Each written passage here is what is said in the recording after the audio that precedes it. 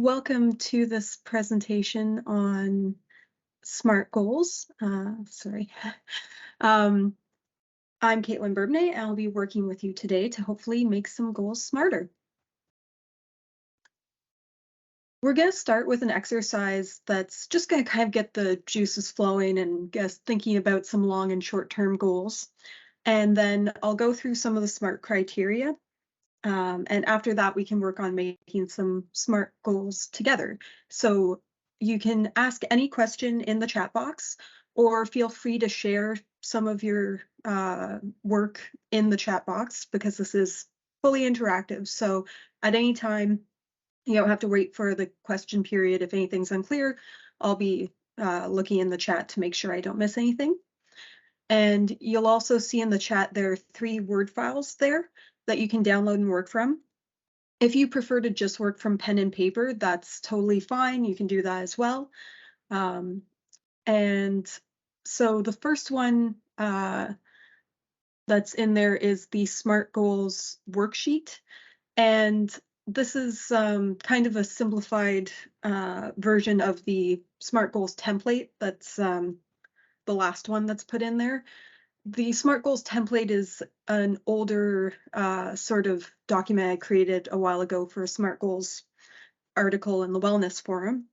And I took some of that and used it in this presentation. So we will be going over some of the things in that template later on. So you don't need to open that one up. I just wanted to have it there in case you want to refer to that later. And then the long and short exercise, the one in the middle, is the one we'll be starting with. So for that planning exercise, it starts with just filling in really simply where you kind of want to see yourself in 10 years from now. And this can be vague or it can be more specific. It's really at this point, we're kind of just spitballing, brainstorming. And then under that, you'll see it's also has 3 years from now, 1 year from now, 3 months, and 1 month. So we're really going from a long time from now to a very short term period. So you can just start by writing in 10 years, just enter your age that you'll be in 10 years, and I will blah. So you can kind of start generally, but as you're writing, I'm just going to flip to, there's some categories that you can think about, and these are totally flexible. You don't have to take everything here. You can pick and choose whatever, but these are just some examples to get you started. So your physical health, diet, exercise, sleep, relaxation, social and emotional relationships. So think the quality time you spend with loved ones, whether you practice active listening when you spend that time with them, your self-care practices, whether you want to start or continue engaging in therapy. Some professional intellectual pursuits like your studies here at CanScribe definitely fall into this category, but they may need some support financially or from other areas. And that's something that you can kind of, if there are any connections between things, let's say your biggest goal over the next year is to finish this course, you can also think about how your health or your family relationships can support that goal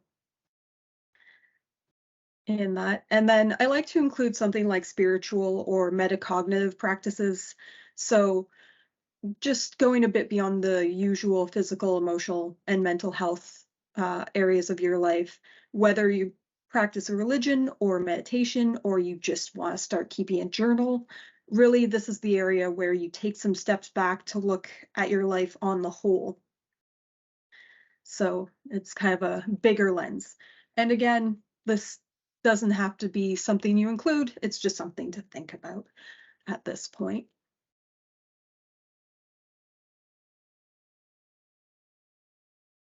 So I'll give people a bit of time to write some stuff down. The main point that you definitely want to get to is the 1 year mark. So if you're still trying to think of things, don't worry, you can always go back and go over this more again later on after this workshop, but having a general idea of where you want to be in 10 years, 3 years, and 1 year is going to be the most helpful right now. And from there, you can kind of pick one or two things to break down a little bit further.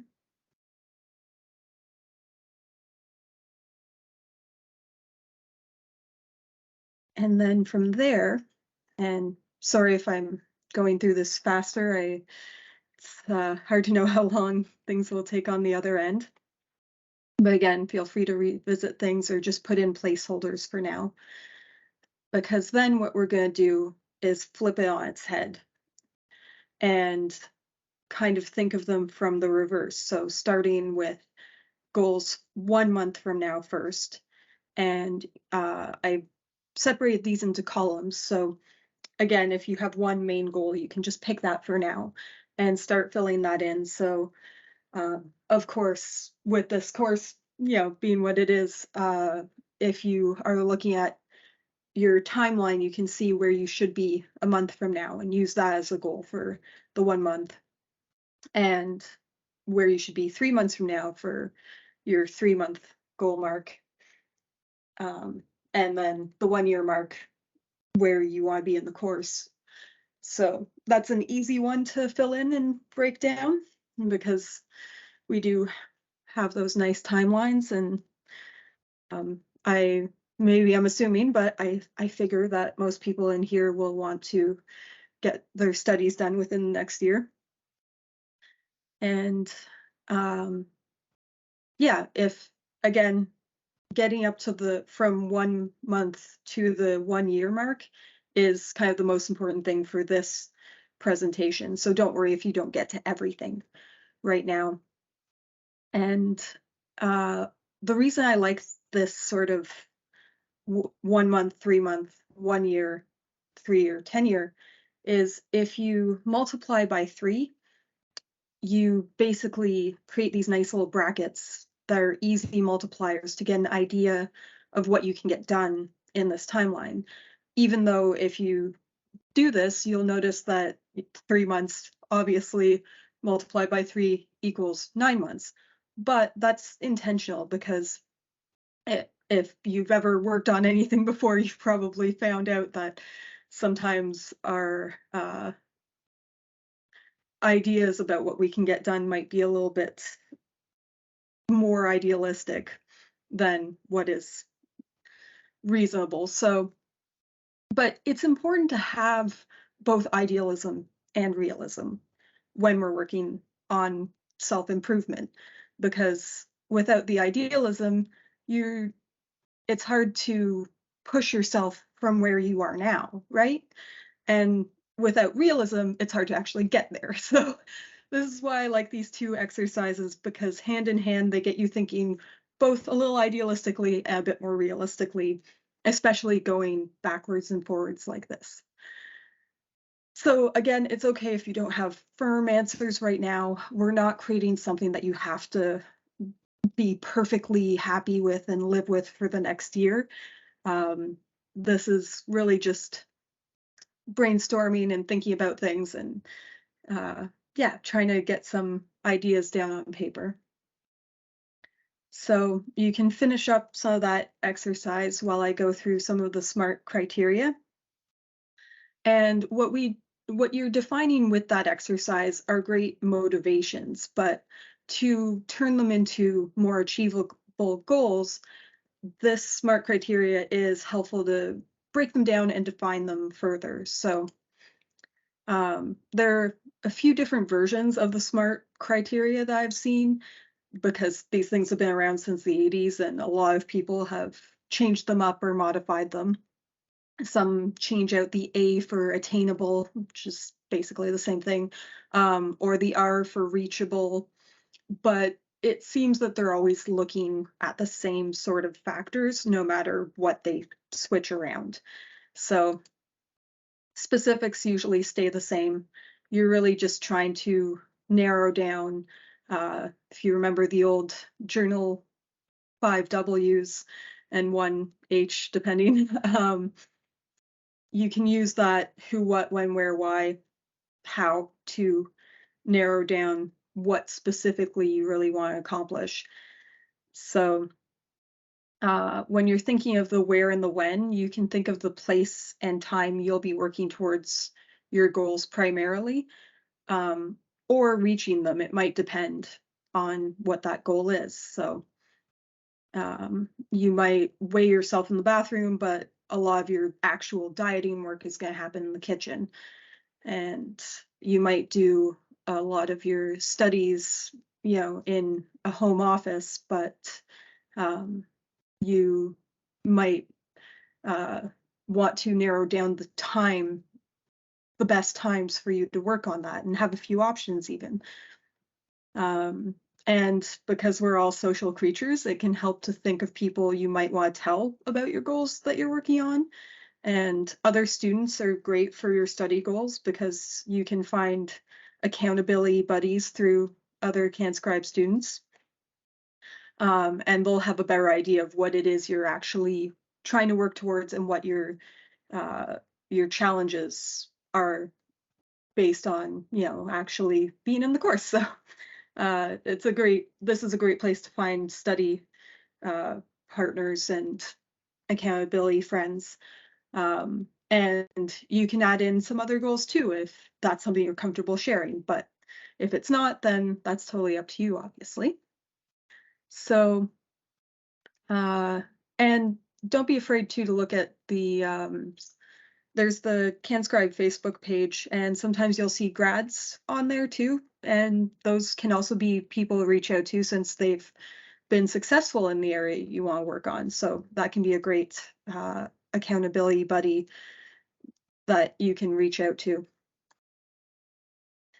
When it comes to measures, we're going to need some way to track our goals with different metrics. So quantitative and qualitative are the most common types that are going to help us know when we've reached our target. So numbers are great if you're trying to reach weight loss, fitness, or financial goals, pounds lost, exercise reps, days performing a routine, or dollars that you've saved.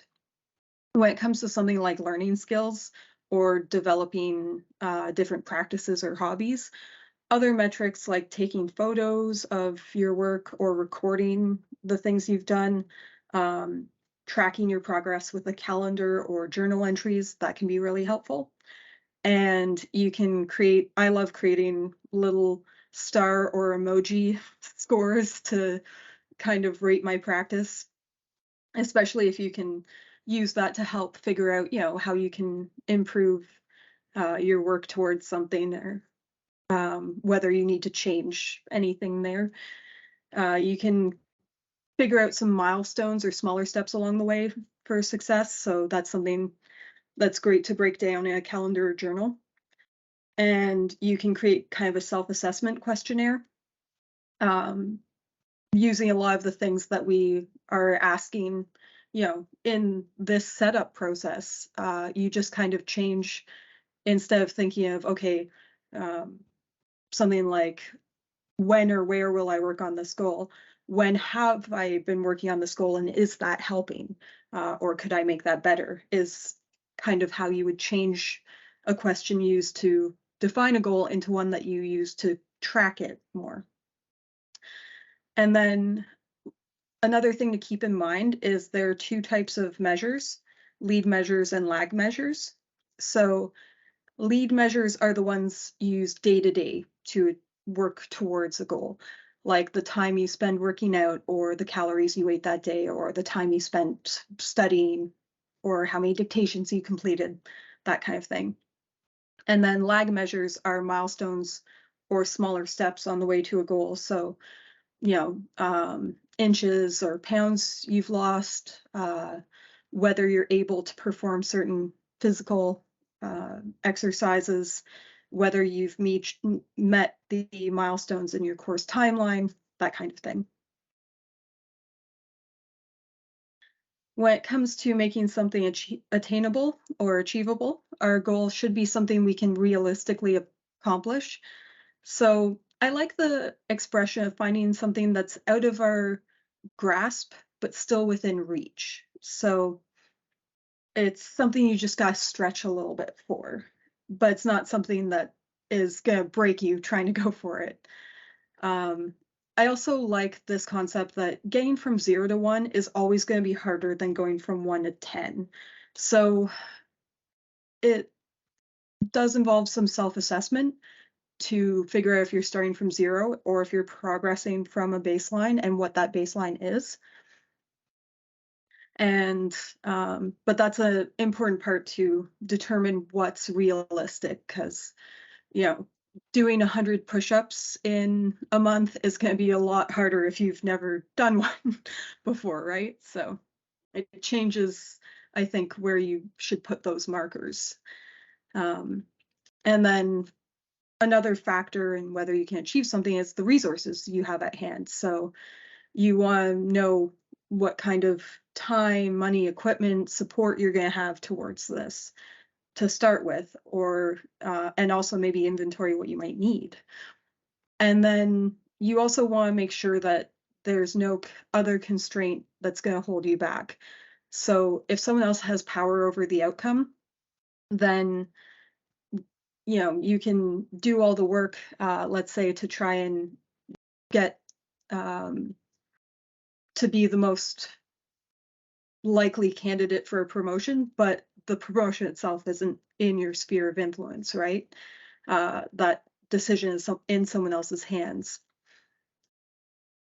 So another thing I also like to mention is that when you're thinking of all these, especially if you have a big goal like working while you're in school to graduate, maintaining the level you're at right now for your health, for your weight, for your mental health, for your relationships, any of that stuff, maintaining what you have is a type of progress. Because as you move through life, you know, it's as we get older, it's so much harder to stay at the same level of fitness or health because we're getting older. So if you just stay where you are over the next year, that is absolutely a type of progress, and you should recognize that. Or keeping your finances in the black, or at least from getting further into the red, that's a type of progress. Any anything that keeps you from sliding further behind, that is progress itself. So don't ever sell yourself short by denying yourself that progress when you're making it. When it comes to relevance, there are a few questions you can ask yourself, and these are also questions I like to put into a journal or calendar if I'm tracking things alongside some self-assessment. Just remind yourself why you're doing something, because that really helps with motivation at every step of the way if you know why you're doing all the hard work involved in this. Um, and you you don't have to make every single goal the most life-changing relevant thing in the world, but it is important to know what that relevance is. So if you're starting with something small and you're doing it to build up some self-discipline, that's a great reason why you can be doing something. Um, but if you're working on a bigger goal, you knowing that it's more relevant will also help you plan and determine those goalposts more. So there are a few different ways I like to test relevance for myself. You can use a scale of 1 to 10 to rate how important it is, especially if you are going through something like that exercise and you're looking at the different categories. Maybe one category is going to be more important now, but another is going to be more important in 10 years, and another one's going to be more important in between in the 3-year mark. Um, if there's a deadline, then that's another relevance that can help you sort what to work on when. If it has an impact on anything else, sometimes looking at one thing like dining out will save money and will help you lose weight. So it has relevance in more than one area of your life. Um, Another question I always like to ask, and this helps me sort my reading list or some other goals, just asking myself, would I rather be able to just snap my fingers and have this done with already? And this is how I figure out that I would much rather have read War and Peace than actually sit down and go through those thousands of pages to read it. So, you know what? That's a great thing I can save for when I actually want to go through it. Because I'm going to find some excuse to drop it for something more interesting. Just end up rereading Harry Potter series again. So, and then of course, just reminding yourself of that relevance. Will you need help with that? Like if there are other people involved, maybe you can say to them, hey, if I'm getting really demotivated, can you just remind me why I'm doing this again? Because even if it's something you're telling them, having someone else remind you of that can really help just drive that point home. And then, of course, the time. So I like to think of something in terms of 1 to 3 month timeframes and then sort of multiply from there. Because a lot of the time when we get thinking about what we can do over the year, it can get a bit out of control. Whereas 1 to 3 months usually keeps us more realistic. So when it comes to creating a SMART goal, that's something that you usually want to look at few months time frame, whereas stretch goals are going to be the things in our year, 3 year, 10-year categories. And those are going to be bigger, but they're probably going to be more vague and less concrete or definable until we break them down into smaller and smaller goals. And then once we see what we can do in that 1 to 3 month time frame, it's much easier from there to figure out how much further we can stretch over the years. So another couple categories that come up in the smarter goals are including evaluation review, which honestly are kind of two ways of saying the same thing. And you can kind of think of this as being part of the measures category, but there are a couple ways that you can think about getting feedback, which is important as a measure. So one of the easiest things is just immediate feedback when you're working on something, your studies, when you're exercising, when you're making food. Just be mindful and take notice of how you feel and what you're thinking, or what's kind of coming up in the way of what you're working, because that in the moment data is really important to help reevaluate your goals. And keeping that in a journal, or using it some symbol, like I said, the rating system, just even little smiley faces, marking it on a calendar can be really, really helpful. Just even looking back and saying like, okay, this whole month I worked on my schoolwork, 6 days a week. And even on the days when I put little sad faces instead of smiley faces, but it can be motivating to look back over that and see that you even worked through something when it was tough.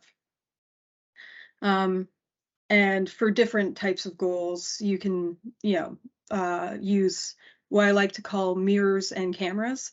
So mirrors are great for exercise, but if you're worried about your form, then recording yourself exercising is going to be a much better way to see if you're doing something correctly or not. So, and of course, asking a friend or colleague to weigh in is always great to get a second opinion, because that kind of feedback really will come from, a viewpoint that you can't necessarily get yourself. So the one thing is just to be careful that it's someone who understands your goals fully beforehand. Otherwise, they might water down or muddy your goal with feedback that doesn't really relate or isn't specific enough. And one other thing I just would like to encourage is keeping an experimental mindset rather than getting disappointed with any results of the work you're doing towards something. Just try and think of it as data that you're collecting right now, and that can help you rethink your methods or your goalposts and that any of this stuff can be adjusted. So if you're not meeting the goalposts that you've set when you get 3 months into this later on, that's data. It's not a failure, it's just data, and you can rethink anything.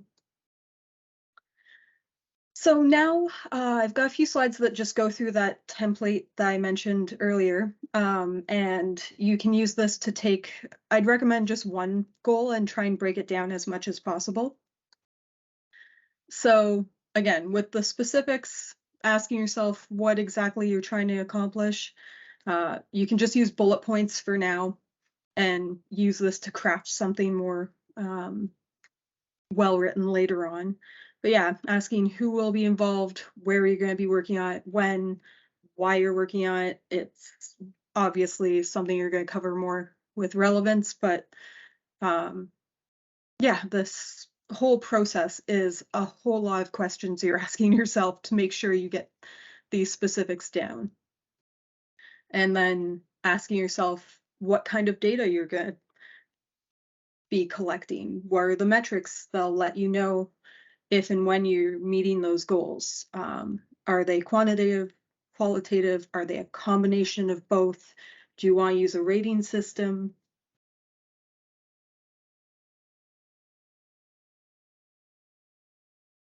When it comes to making it achievable, again, figuring out if you're starting from zero or if you've already been working on something, what your resources are in terms of the time, money, space, motivation. If you want to work on more than one goal at a time, that is going to take more resources. So it's important to know if you have all of them to balance more than one thing.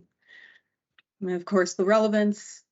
What does that mean to you? Is it going to be life-changing in a big way or a small way? Would you rather do it than, would you rather have it done than actually do it?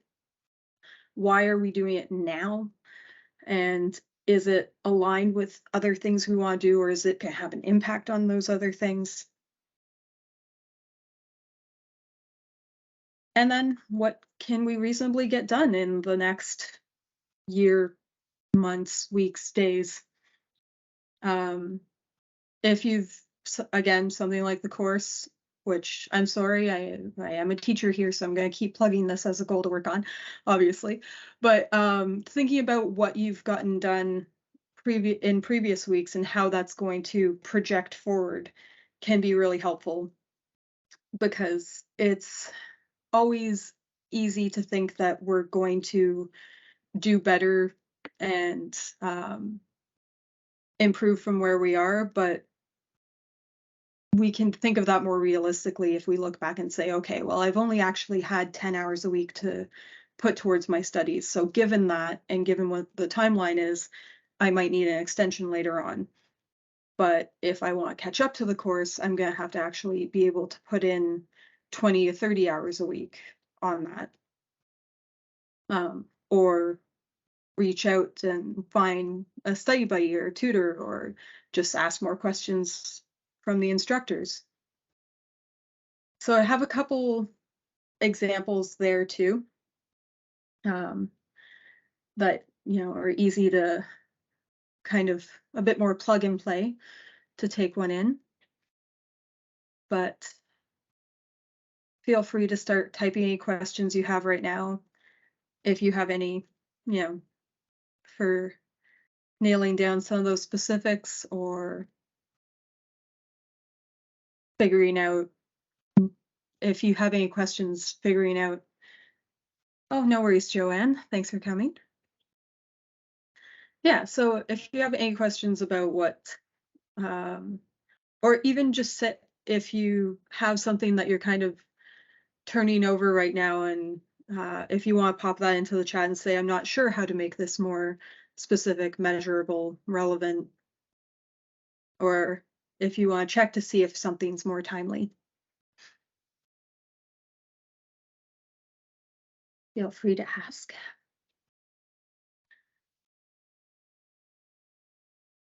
And if you say more people are have to leave since we are basically at the time now. If you do have any follow-up questions, feel free to reach out to me through email. There's also the forum for productivity in the wellness forum here. So if you have follow-up questions about anything or you just want some feedback, feel free to go in there and get talking. I'll be checking back on that to see if anyone wanted to, work on anything more. So don't hesitate to reach out to myself or through that forum where you can talk to me and other students as well.